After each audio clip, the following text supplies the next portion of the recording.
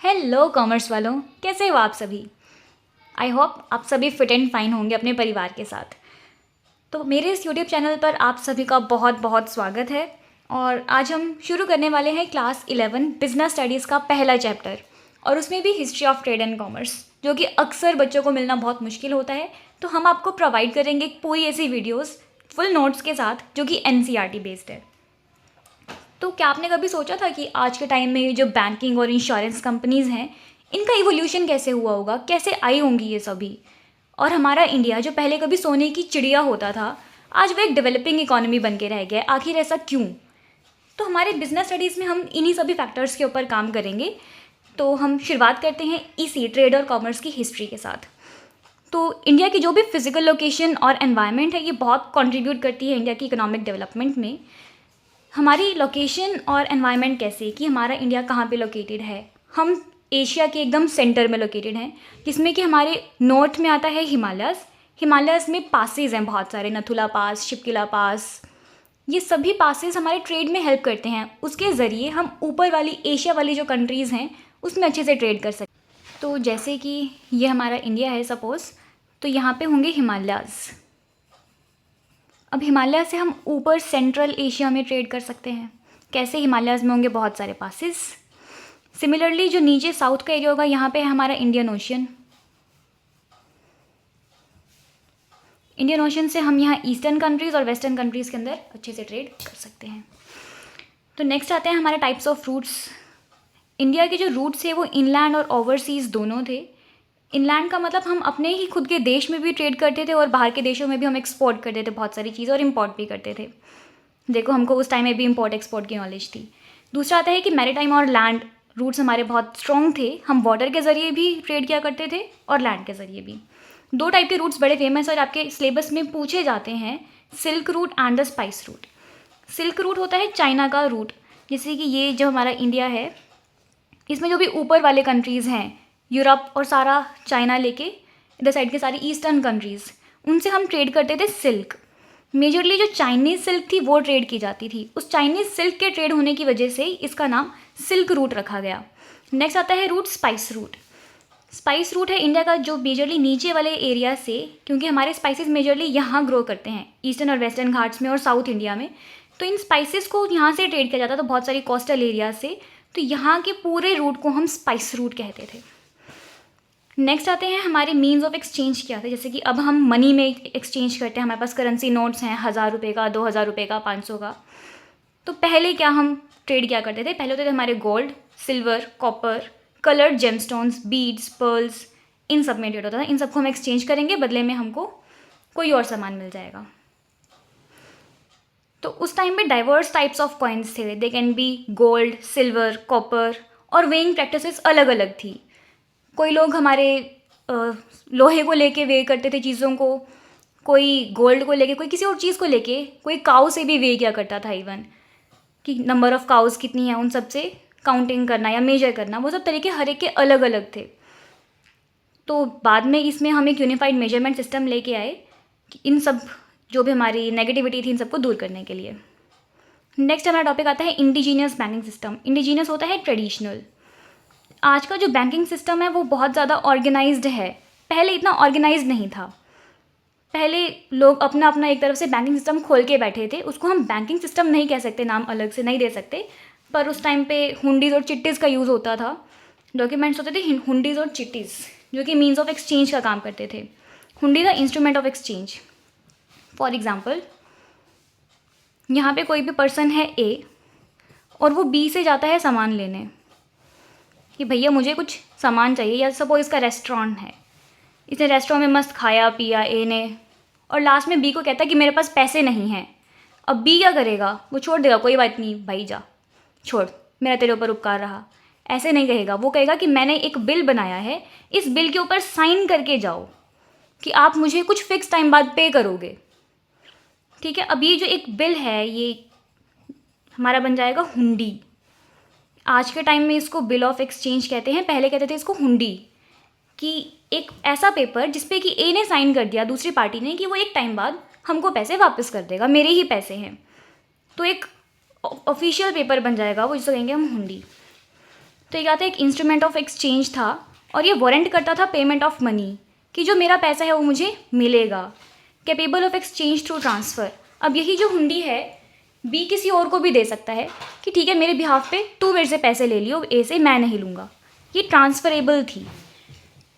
दूसरी चीज़ आती है चिट्टी। चिट्टी होती है सेविंग एंड बोराइंग स्कीम, कि एक गांव में बहुत सारे लोग रहते थे, ए बी सी डी, सबके पास इतना पैसा नहीं था कि वो आगे कोई बड़ा बिजनेस कर सकें। तो इन सब ने कहा हम अपने 200 रुपये ना पूल करेंगे, हर एक बंदा 200 रुपीज़ लेके आएगा। तो उनके पास अल्टीमेटली कितने हो जाएंगे, 4 बंदों के 200 रुपीज़ इज़ 800 रुपीज़ इकट्ठे हो जाएंगे। और ये 800 किसी एक पर्सन को दे दिए जाएंगे कि एटलीस्ट तू अपने बिजनेस में लगा और तो कुछ बड़ा कमा, ठीक है, बाद में हम सबको ये पैसे वापस कर दियो। इस तरीके से एक पूल क्रिएट किया जाता था और वो पूल किसी एक सिंगल पर्सन को दे दिया जाता था कि तू आगे पैसे कमा, बाद में जो भी बनेगा या हमारे 200 रुपये तो बाद में वापस कर दियो। आज के टाइम में इसको सेल्फ हेल्प ग्रुप्स कहते हैं और जॉइंट लायबिलिटी ग्रुप्स, ये आप आगे पढ़ेंगे। तो इस तरीके से चिट्टी काम करती थी।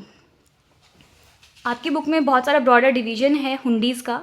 हुंडीज़ 2 टाइप की होती है, एक होती है दर्शनी, एक होती है मुद्दती। इट इज़ दर्शनी एंड मुद्दती। दर्शनी मतलब दर्शन करते ही मिल जाएगी हमको, जिसके भी हाथ में है उसी को पैसा। मुद्दती होता है एक मुद्दत के बाद, मुद्दत क्या होता है, वक्त, कुछ वक्त बाद जिसके पास भी वो मिलेगी हुंडी उसको हम पैसा दे देंगे। तो दर्शनी हुंडीज़ के भी कुछ टाइप होते हैं और मुद्दती हुंडी के भी कुछ टाइप होते हैं। दर्शनी हुंडी पहली हो जाएगी धनी जोग। धनी मतलब धन धन, कोई भी ऐसा पर्सन जिसके पास वो हुंडी होगी उसको हम पैसा दे देंगे। It is payable to any person. आज मेरे पास हुंडी है, कल मैंने किसी और को ट्रांसफ़र कर दिया, मेरी चोरी हो गई, जिसके पास भी मिली उसी को पैसा मिल जाएगा।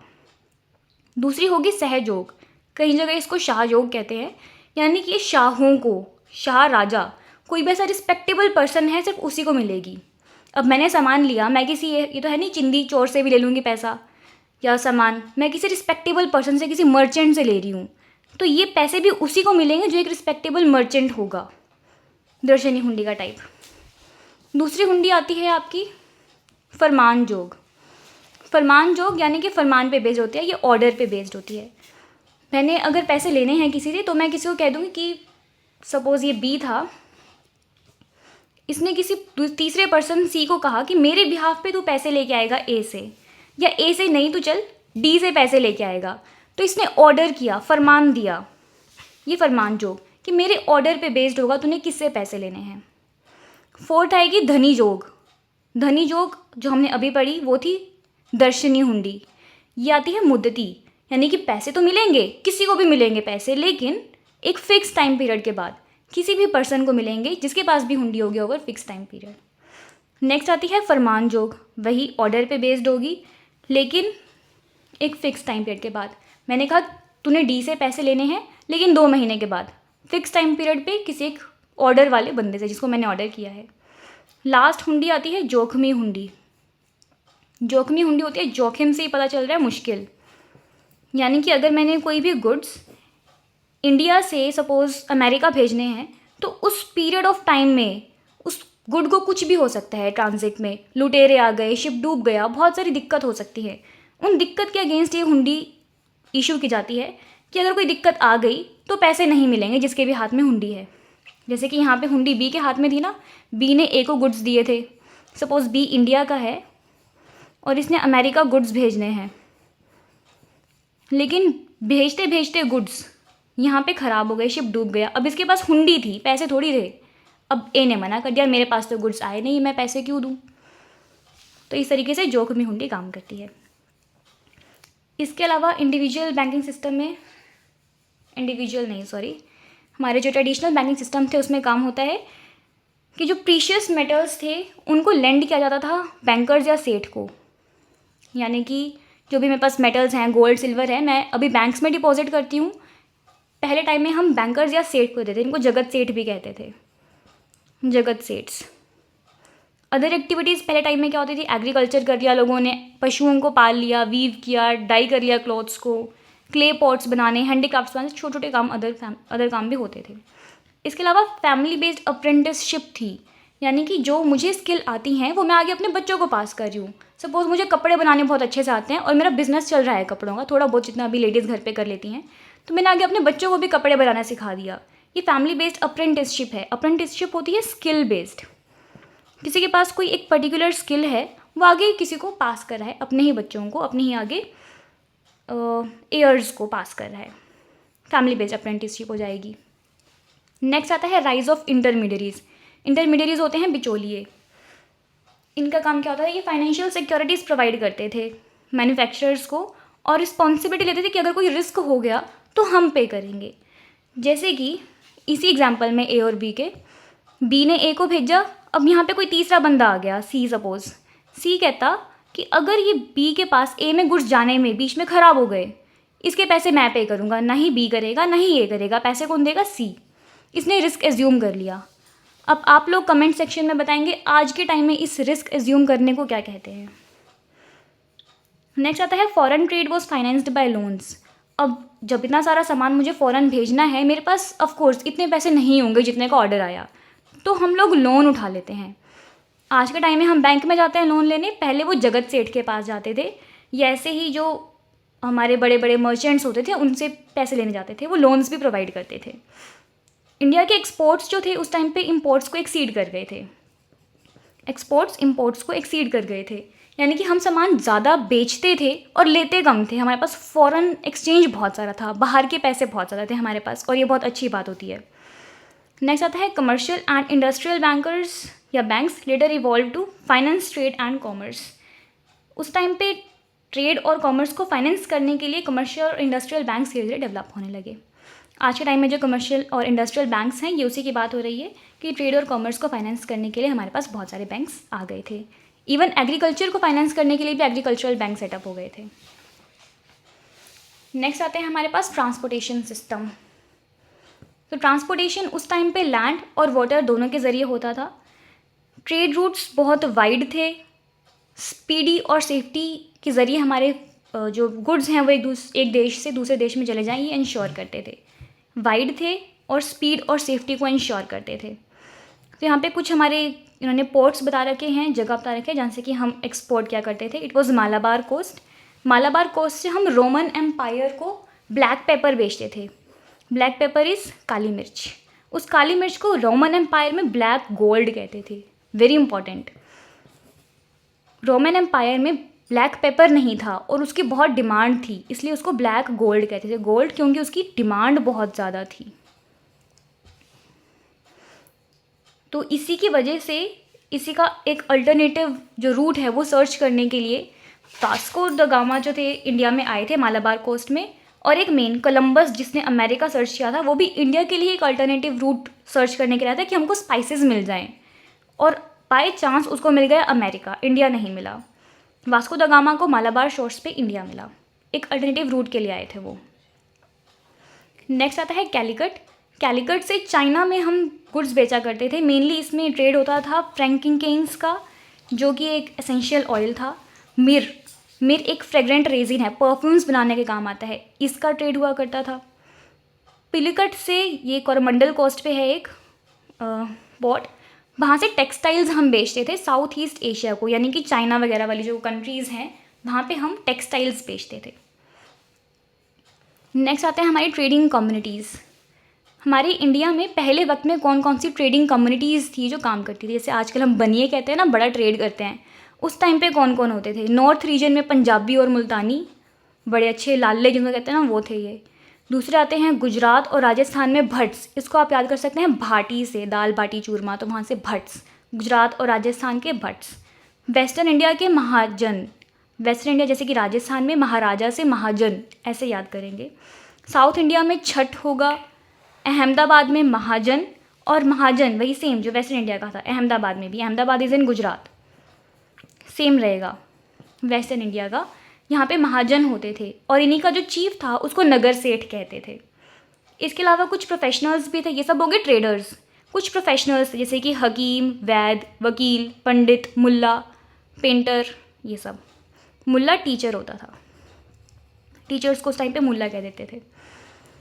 नेक्स्ट होते हैं मर्चेंट कॉरपोरेशंस। मर्चेंट कॉरपोरेशंस मतलब जो भी मर्चेंट्स या ट्रेडर्स हैं वो एक ग्रुप में ऑर्गेनाइज हो जाते थे। उस ग्रुप को हमने नाम दिया था गिल्ड्स। और गिल्ड कोई ऐसे ही नाम नहीं था कि एक कम्युनिटी में 3-4 अगर ट्रेडर्स हैं उनको गिल्ड कह दिया, नो। गिल्ड एक ऑर्गेनाइज्ड फॉर्मल बेसिस पे ऑर्गेनाइज्ड कम्युनिटी थी जिसके मेंबर्स को आने के लिए भी कुछ रूल्स फॉलो करने पड़ते थे, तभी वो उसके मेंबर्स बनेंगे। और अगर आप किसी गिल्ड के मेंबर हो आपको बहुत फ़ायदा भी होता है। इनका एक प्रोफेशनल कोड ऑफ कंडक्ट होता था, इनके कुछ रूल्स फॉलो करने होते थे। तो जो गिल्ड्स थे उनकी बात इवन किंग्स भी माना करते थे। गिल्ड का जो चीफ था, it dealt directly with the king और tax collectors and settled market toll. Market का टोल क्या रहेगा, कितना उनको पे करना है, कितने टैक्सेस रहेंगे, गिल्ड का चीफ डायरेक्टली किंग और टैक्स कलेक्टर से बात करके तय किया करता था। इसके अलावा जितने भी ट्रेडर्स थे उनको बहुत टाइप के टैक्सेस पे करने होते थे, जैसे कि ऑक्ट्रॉय, गुड्स आपके अगर किसी जगह के अंदर बाहर एंटर कर रहे हैं तो एक ऑक्ट्रॉय होता था, और अगर ओवर कंट्रीज़ कर रहे हैं तो कस्टम ड्यूटीज़ पे कर रहे हैं। अलग अलग प्रोविंसेस टैरिफ्स लगा देते थे या फेरी टैक्स लगा देते थे। इस टाइप से उनको बहुत सारे टैक्सेस पे करने होते थे, इसलिए एक गिल्ड की ज़रूरत थी। और उस गिल्ड का चीफ किंग से डायरेक्टली बात करता था। ये एक इंपॉर्टेंट क्वेश्चन है, और गिल्ड का क्वेश्चन यदि ये आपके टॉपिक में पार्ट है तो ये ज़रूर आता है। नेक्स्ट है मेजर ट्रेड सेंटर्स। इंडिया में मेजरली ट्रेड कहाँ कहाँ से होता था? पाटलिपुत्र, पेशावर, तक्षशिला, इंद्रप्रस्थ, मथुरा, वाराणसी, ऐसे करके बहुत सारी जगहें हैं। 14 करेंगे हम। पाटलिपुत्र आज का पटना है, यहाँ से स्टोन्स एक्सपोर्ट होते थे। दूसरा आता है पेशावर। पेशावर से वूल हम एक्सपोर्ट करते थे और हॉर्सेस मंगाते थे। तक्षशिला सेंट्रल एशिया में है, और ये वाला इंपॉर्टेंट है तक्षशिला। यहाँ पे एक तक्षशिला यूनिवर्सिटी भी है और बुद्धि सेंटर ऑफ लर्निंग के नाम से इसको जाना जाता है। इसके अलावा यहाँ पे बहुत सारे फाइनेंशियल और कमर्शियल बैंक्स भी हैं। इंद्रप्रस्थ, आप लोग कमेंट सेक्शन में ज़रूर बताएंगे कि इंद्रप्रस्थ किस जगह को कहते हैं आज के टाइम में। इंद्रप्रस्थ था commercial junction of royal roads. जितनी भी रॉयल रोड्स थी जो कि हमारी वेस्ट टू ईस्ट जोड़ रही हैं या फिर नॉर्थ टू साउथ जोड़ रही हैं हमारी कंट्री को, ये यहाँ पे आके ही मिलती थी। इस रॉयल जंक्शन इंद्रप्रस्थ में था। अब क्योंकि आप देख सकते हैं बिल्कुल सेंटर में है और रॉयल जंक्शन है, आप इजीली गेस कर सकते हैं कि ये कौन सी जगह होगी। नेक्स्ट आती है Mathura. Mathura is emporium of trade. Trade का बहुत बड़ा एरिया था। नेक्स्ट आता है वाराणसी। वाराणसी से फिर से टेक्सटाइल्स हम एक्सपोर्ट करते थे और इम्पोर्ट करते थे। मेजरली ये गोल्ड, सिल्क क्लॉथ के लिए जाना जाता था, और सैंडलवुड की जितनी भी वर्कमैनशिप है, सैंडलवुड से बहुत प्यारी प्यारी चीज़ें जो बनती थी वो वाराणसी से ट्रेड होती थी। नेक्स्ट आता है मिथिला। मिथिला साउथ चाइना से हमारे साथ ट्रेड करने के लिए इम्पॉर्टेंट था। यहाँ पे मेजरली साउथ चाइना में यूनान से ट्रेड किया करता था। उज्जैन में अगाते, कॉर्नेलियन, मसलिन और मेलो क्लॉथ जो थे ये हम ट्रेड करते थे। सूरत से टेक्सटाइल्स, स्पेशली जरी का जो हमारा कपड़ा होता है, गोल्ड बॉर्डर का, जो भी साड़ी आपने यदि देखी हो उसके बॉर्डर यदि गोल्ड का है उनको कहते हैं जरी का काम हो रखा है, वो जरी सूरत गुजरात का फेमस है। नेक्स्ट आता है कांचीपुरम। यहाँ से pearl, glasses, rare stones, gold, silk, ये सब हम इंपोर्ट एक्सपोर्ट करते थे चाइना से। नेक्स्ट आता है मदुरा। मदुरा पंड्यास की कैपिटल है और इससे हम रोम के साथ ट्रेड किया करते थे मदुरा से। नेक्स्ट आता है ब्रोच। ब्रोच नर्मदा रिवर के बैंक्स पे है, और वेस्ट इंडिया से जो बहुत अच्छा ट्रेड होता था वो ब्रोच से होता था, वेस्ट इंडिया गुजरात वाली साइड। नेक्स्ट आता है कावेरी पट्टा। कावेरी पट्टा आज के टाइम का कावेरी पट्टम। यहाँ से लोडिंग अनलोडिंग होती थी, जो भी मर्चेंडाइज हमारा आ भी रहा है, जा भी रहा है, वो कहाँ से होगा? मेजर पोर्ट था कावेरी पट्टम, यहाँ से होता था। तम्रलिप्ति सी और लैंड रोड दोनों के लिए। ये मुझे पता है, थोड़ा सा रटना पड़ेगा, पर इसमें इंपॉर्टेंट पॉइंट्स ही मैंने लिखे हैं तो ये ईजिली हो जाएगा, ज़्यादा घबराने की ज़रूरत नहीं है, थोड़ा सा बस रटना है। नेक्स्ट हमारा आता है मेजर एक्सपोर्ट और इम्पोर्ट हम क्या किया करते थे। एक्सपोर्ट्स हम भेजते क्या थे बाहर की कंट्री में? हमारे फेमस थे spices, wheat, sugar, indigo, opium, sesame oil, carrot, हमारा कॉटन और पैरेट भी, तोते हम यहाँ से भेजा करते थे। Even live animals, animal products, ये सारी चीज़ें। अब यहाँ से देखिए हमारे जो एनिमल्स और एनिमल प्रोडक्ट्स हैं हम भेजते भी थे और मंगाते भी थे एनिमल प्रोडक्ट्स। मेजर एनिमल जो हम मंगाते थे, हमारे राजाओं को घोड़े बहुत पसंद थे तो हम घोड़े मंगाते थे। चाइना का सिल्क हम मंगाते थे, फ्लेक्स, लिनन, वाइन बड़ा मंगाते थे, गोल्ड, सिल्वर, टिन, कॉपर। इसको ऐसे याद करें कि जो मेटल्स ही मेजरली हम मंगाते थे, और स्पाइसेस, वीट, ये जो खाने पीने की चीज़ें थी ये हम मेजरली भेजा करते थे। नेक्स्ट आता है इंडिया की पोजीशन क्या है वर्ल्ड की इकोनॉमी में। इंडियन सब कॉन्टिनेंट कहेंगे हम, क्योंकि उस टाइम पे पाकिस्तान और ये बांग्लादेश भी हमारे इंडिया का ही पार्ट हुआ करता था, तो हम इंडियन सब कॉन्टिनेंट की बात करते हैं ओवरऑल। तो इसकी वर्ल्ड इकॉनमी में पहले क्या थी पोजीशन और अब क्या है, क्यों इंडिया अब एक डेवलपिंग इकॉनमी बन के रह गया है।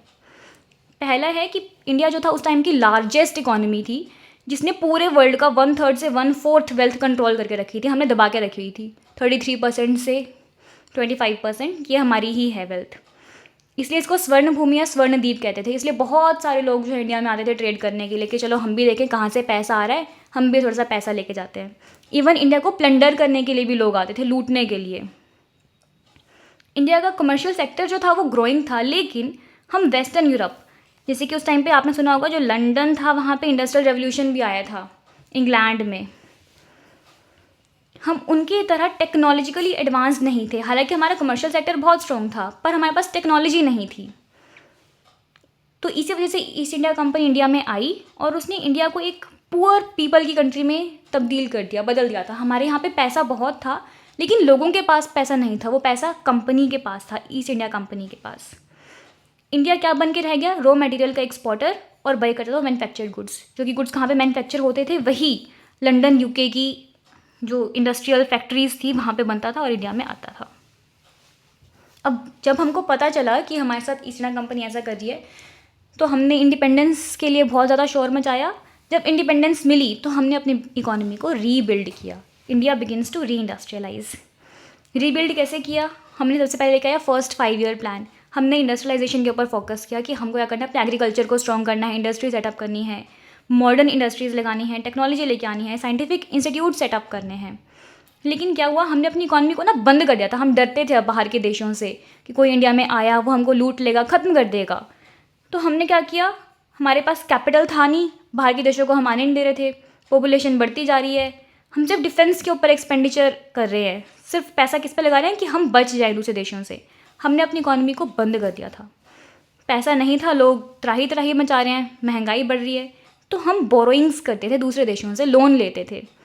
अब एक टाइम ऐसा भी है कि लोन चुकाना पड़ेगा, पर पैसे हैं ही नहीं। फिर हम 1991 में गए थे IMF के पास, इंडियन इंटरनेशनल मॉनेटरी फंड, वो लोन देता है दूसरे देशों को। तो हम उसके पास गए, उसने कहा लोन तो दूंगा, लेकिन एक शर्त पे दूंगा। शर्त क्या रही, उसने कहा LPG लेके आओगे। ये LPG वो नहीं जिसकी अभी आजकल कमी हो रही है, ये LPG है लिबरलाइजेशन, प्राइवेटाइजेशन एंड ग्लोबलाइजेशन। उसने कहा आप अपनी इकोनॉमी को खोलेंगे, आप दूसरे देशों से डरते क्यों हैं, खोलो, पैसा आने दो। तो हमने इस शर्त पे कि हम अपनी इकोनॉमी को खोल देंगे, हमने बहुत सारा पैसा लिया था। और आज जो है हमारी इंडिया की इकोनॉमी वर्ल्ड की फास्टेस्ट ग्रोइंग इकोनॉमीज़ में से एक है। तो ये था हमारा पूरा history of trade and commerce. यदि आपको समझ आया है तो प्लीज़ कमेंट करेंगे, जो क्वेश्चंस मैंने पूछे उनके आंसर ज़रूर करेंगे, और please like, share and subscribe the channel. Thank you very much.